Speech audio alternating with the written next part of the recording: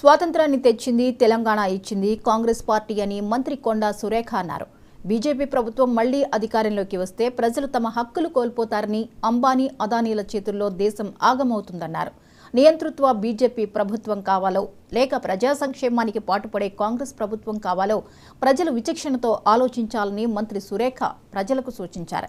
BRS పార్టీని ప్రజలు బొందిపెట్టారనే వాస్తవాన్ని బీఆర్ఎస్ నాయకులు గ్రహించాలన్నారు. వరంగల్ తూర్పు నియోజకవర్గంలోని తూర్పుకోటలో నిర్వహించిన కాంగ్రెస్ పార్టీ మీటింగ్లో మంత్రి సురేఖ పాల్గొని ప్రసంగించారు. ఇక్కడ అమ్మాయి చదువుకున్న వాళ్ళు ఉండే ఉంటారు.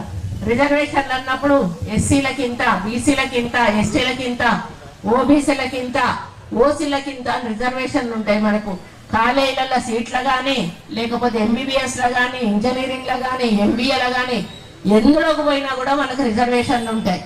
వాళ్ళు సాఫ్ మైనారిటీస్ కూడా వాళ్ళు సాఫ్సీగా ఏం చెప్తారంటే, మా బీజేపీ ప్రభుత్వం అధికారంలోకి వస్తే రాజ్యాంగాన్ని మారుస్తాం. రాజ్యాంగం ఎవరు ఇక్కడ బాబాసాహెబ్ అంబేద్కర్ ఉండొచ్చు, వాడున్నాడు. ఆయన రాసిన దగ్గర నుంచి ఒక పుస్తకం మీద ఒక్క అక్షరం ముక్కను కూడా ఎవరు దిద్దిన పాపన పోలేదు. దాన్ని ముట్టుకుంటే భారతదేశం అగ్గైపోతుంది.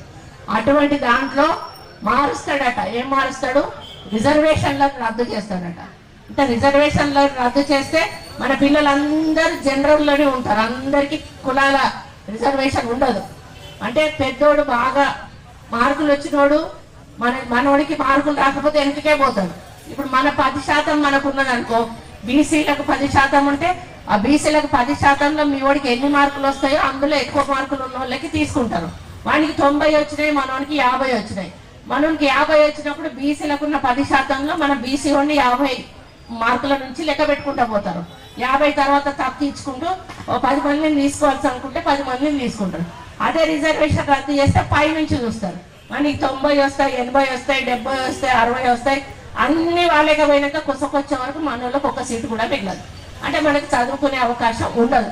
మన పిల్లలకి రేపు ఉద్యోగాలలో కానీ విద్యలో కానీ చదువుకునే అవకాశం ఉండదు.